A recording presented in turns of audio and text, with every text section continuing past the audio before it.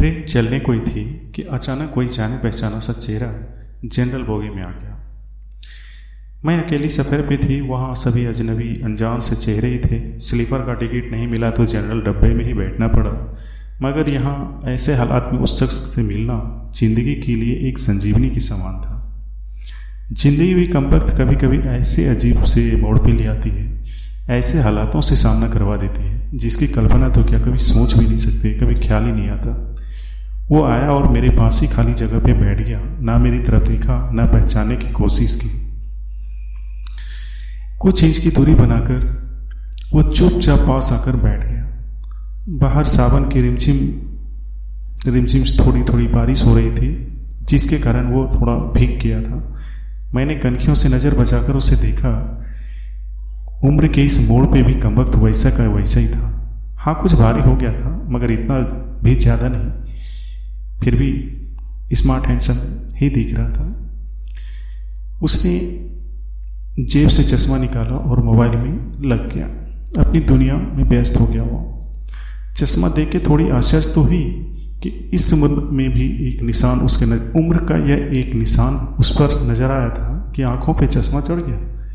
चेहरे पे और सर पे मैंने सफ़ेद बाल झांकने की कोशिश की, मगर मुझे दिखे नहीं। मैंने जल्दी से सर पे साड़ी का पल्लू डाल लिया। बालों को डाई किए काफ़ी दिन हो गए थे, क्योंकि मेरे सर पे थोड़े से बाल सफ़ेद हो गए थे। ज़्यादा तो नहीं थे सफ़ेद बाल मेरे सर पे, मगर इतने ज़रूर थे कि गौर से देखो तो शायद दिख जाए। मैं उठकर बाथरूम गई, हैंडबैग से फेस वॉश निकाला, चेहरे को ढंग से धोया, फिर शीशे में चेहरे को गौर से देखा। पसंद तो नहीं आया, मगर अजीब सा मुंह बना के मैं शीशे को बैग में डाला और वापस अपनी जगह पे आकर बैठ गए। मगर वो साहब तो खिड़की की तरफ से मेरा बैग सरका कर खुद खिड़की के पास बैठ गए। मुझे पूरी तरह से देखा भी नहीं, बस बिना देखे ही कहा, सॉरी, भाग का चढ़ा था तो पसीना आ गया था, थोड़ा सूख जाए फिर अपनी जगह बैठ जाऊंगा। फिर वो अपने मोबाइल में लग गया। मेरी इच्छा जानने की कोशिश भी नहीं की। उसकी यही बात हमेशा मुझे बुरी लगती थी। फिर भी ना जाने उसमें ऐसा क्या था कि आज तक मैंने उसे कभी भूल ही नहीं पाया। एक वो था कि 10 सालों में ही भूल गया। मैंने सोचा शायद अभी तक गौर नहीं किया, पहचान लेगा। थोड़ी मोटी हो गई हूँ, शायद इसलिए नहीं पहचाना, तो मैं इसलिए थोड़ी उदास हो गई। जिस शख्स को जीवन में कभी भुला नहीं पाए, उसको मेरा चेहरा तक याद नहीं। माना कि औरतों और लड़कियों को ताड़ने की इसकी आदत नहीं, मगर पहचानने भी नहीं। शादीशुदा है, मैं भी शादीशुदा हूँ। जानती थी इसके साथ रहना मुश्किल है, मगर इसका मतलब यह तो नहीं कि अपने ख्यालों को, अपने सपने को ही जीना छोड़ दूँ। एक तमन्ना थी कि कुछ पल खुल के उनके साथ गुजारो। माहौल दोस्ताना ही हो, मगर हो तो सही।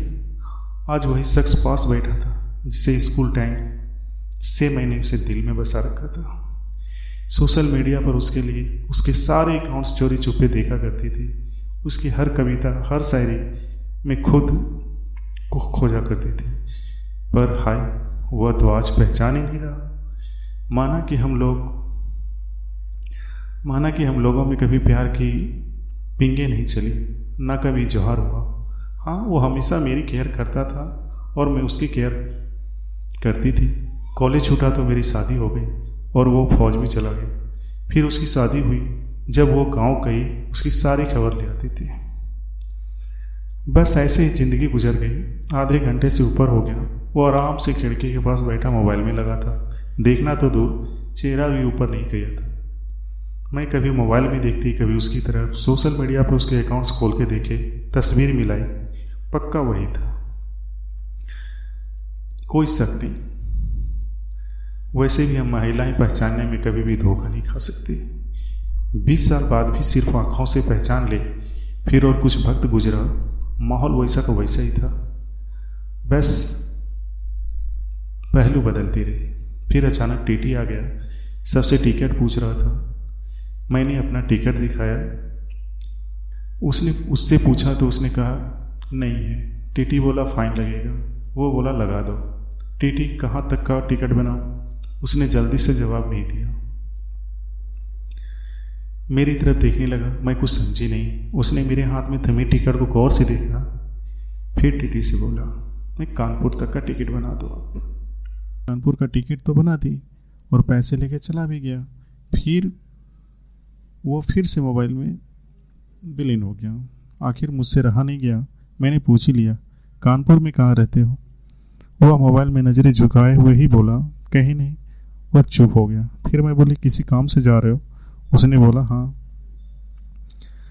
अब मैं चुप हो गई। वह अजनबी की तरह बात कर रहा था। मुझे समझ ही नहीं आ रहा था मैं अब क्या पूछूं। मैंने अजनबी से कैसे कुछ पूछ लूं कि कहाँ जा रहे हो, किस काम से जा रहे हो। फिर कुछ देर चुप रहने के बाद फिर मैंने पूछ ही लिया, वह शायद आप नौकरी करते हो? उसने कहा, नहीं। मैंने फिर हिम्मत करके पूछा, तो किसी से मिलने जा रहे हो? तो वही संक्षिप्त में उत्तर दिया, नहीं। आखिरी जवाब सुनकर मेरी हिम्मत नहीं हुई कि कुछ और आगे पूछूं। अजीब आदमी था, बिना काम सफ़र कर रहा था। मैं मुंह फेर कर अपने मोबाइल में लग गई। कुछ देर बाद खुद ही बोला, ये भी पूछ लो क्यों जा रहा हूँ कानपुर। मेरे मुंह से जल्दी में ही निकला, बताओ क्यों जा रहे हो? फिर अपने उतावलेपन पर थोड़ा शर्मिंदगी आ गई। उसने थोड़ा सा मुस्कुराते हुए कहा, एक पुरानी दोस्त मिल गई है जो आज अकेले सफ़र पे जा रही थी। फौजी आदमी हूँ, सुरक्षा करना मेरा कर्तव्य है, अकेले कैसे जाने देता, इसलिए उसे कानपुर तक छोड़ने जा रहा हूँ। इतना सुनकर मेरा दिल जोर से धड़का। नॉर्मल नहीं रह सकी, मगर मन के भावों को दबाने का असफल प्रयास करते हुए मैंने हिम्मत करके फिर पूछा, कहाँ है वो दोस्त? कमबख्त फिर मुस्कुराता हुआ बोला, यही मेरे पास बैठी है ना।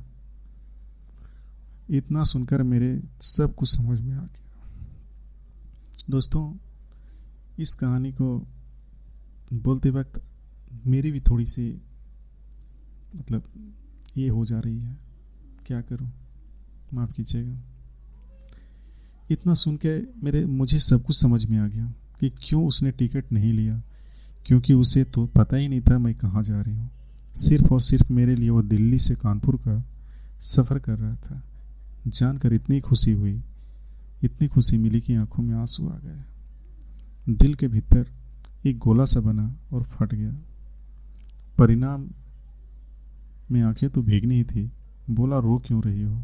मैं बस इतना ही कह पाई, तुम मर्द हो ना।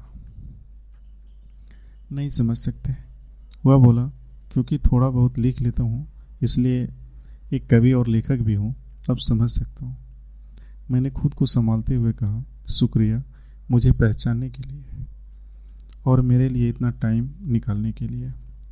वो बोला, प्लेटफॉर्म पे अकेली घूम रही थी, कोई साथ नहीं दिखा तो आना पड़ा। कल ही रक्षाबंधन था, इसलिए बहुत भीड़ है, तुमको यूँ अकेले सफ़र नहीं करना चाहिए था। क्या करती, उनको छुट्टी नहीं मिल रही थी और भाई यहाँ दिल्ली में आकर बस गए। राखी बांधने तो आना ही था। मैंने मजबूरी बताई। ऐसे भाइयों को राखी बांधने आई हो जिनको ये भी फिक्र नहीं कि बहन अकेली इतनी लंबी सफ़र कैसे करेगी। भाई शादी के बाद भाई ही नहीं रहे, भाभीियों के हो गए, मम्मी पापा रहे नहीं। कहकर मैं फिर से उदास हो गई। वो फिर बोला, तो पति को समझना चाहिए, उनकी बहुत बिजी लाइफ है, मैं ज़्यादा डिस्टर्ब तो नहीं करती और आजकल इतना खतरा नहीं रहा, कर लेती हूँ मैं अकेला सफ़र। तुम अपनी सुनाओ, कैसे हो? अच्छा हूँ, कट रही है ज़िंदगी। मेरी याद आती थी क्या? मैंने हिम्मत करके पूछा। वो चुप हो गया, कुछ नहीं बोला। तो फिर बोली, सॉरी, यूँ ही पूछ लिया, अब तो परिपक्व हो गए, कर सकते हो ऐसी बात। उसने शर्ट की बाजू की बटन खोल के हाथ में पहना वो तांबे का कड़ा दिखाया जो मैंने ही दी थी, फ्रेंडशिप पे दिया। बोला, याद तो आती नहीं, कमबख्त पर तेरी याद दिला देता था। कड़ा देखकर दिल को बहुत सुकून मिला। मैं बोली, कभी संपर्क क्यों नहीं किया? फिर उसने बोला, डिस्टर्ब नहीं करना चाहता था, तुम्हारी अपनी ज़िंदगी है और मेरी अपनी ज़िंदगी है। मैंने डरते डरते पूछा, तुम्हें छू लूँ? वो बोला, पाप नहीं लगेगा। मैं बोली, नहीं, छूने से नहीं लगता। और फिर मैं कानपुर तक उसका हाथ पकड़कर बैठे रहे। बहुत सी बातें हुई। जिंदगी का एक ऐसा यादगार दिन था जिसे आखिरी सांस तक नहीं भुला पाऊंगी। उसने मुझे सुरक्षित घर छोड़कर गया, रुका नहीं, बाहर से ही चला गया। जम्मू थी उसकी ड्यूटी, चला गया। उसके बाद उससे कभी बात नहीं हुई, क्योंकि हम दोनों एक दूसरे का फ़ोन नंबर एक्सचेंज नहीं किया था। हालांकि हमारे बीच कभी नापाक कुछ भी नहीं हुआ। एक पवित्र सा रिश्ता था, मगर रिश्तों की एक गरिमा बनाए रखने जरूरी था। फिर ठीक 1 महीने के बाद मैंने अखबार में पढ़ा कि वो देश के लिए शहीद हो गया। क्या गुजरी होगी मुझ पर वर्णन नहीं कर सकती। उसके परिवार पर क्या गुजरी होगी पता नहीं। लोकलाज के डर से उसका मैं अंतिम दर्शन भी नहीं कर पाई। आज उससे मिले 1 साल हो गया। आज भी रक्षाबंधन का दूसरा दिन है। आज भी सफ़र कर रही हूँ। दिल्ली से कानपुर जा रही हूँ। जानबूझकर जनरल डब्बे का टिकट लिया कि शायद अकेली हूँ, ना जाने दिल क्यों आस लगाए बैठा है कि आज फिर आएगा और पसीना सुखाने के लिए उसी खिड़की के पास बैठेगा। एक सफ़र वो था जिसमें कोई हम सफ़र था। एक सफ़र आज है जिसमें उसकी यादें हम सफ़र है। बाकी ज़िंदगी का सफ़र जारी। देखते हैं कौन मिलता है, कौन साथ छोड़ता है। तो दोस्तों, थोड़ा सा डिस्टर्ब तो इस कहानी को सुन के बोल के मैं भी थोड़ा सा नॉर्मल हो गया हूँ। पता नहीं आपको सुन के कैसा फील करेंगे, पर अगर डिस्टर्ब हुए होंगे तो प्लीज़ सॉरी।